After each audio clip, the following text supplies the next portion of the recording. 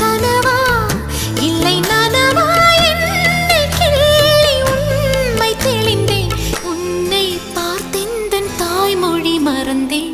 கண்ணாளனே எனது கண்ணை நேற்றோடு காணவில்லை. என் கண்களை பறித்துக் கொண்டும் ஏன் இன்னும் பேசவில்லை. ஆளான ஒரு செய்தி அறியாமலே அலைபாயும் சிறு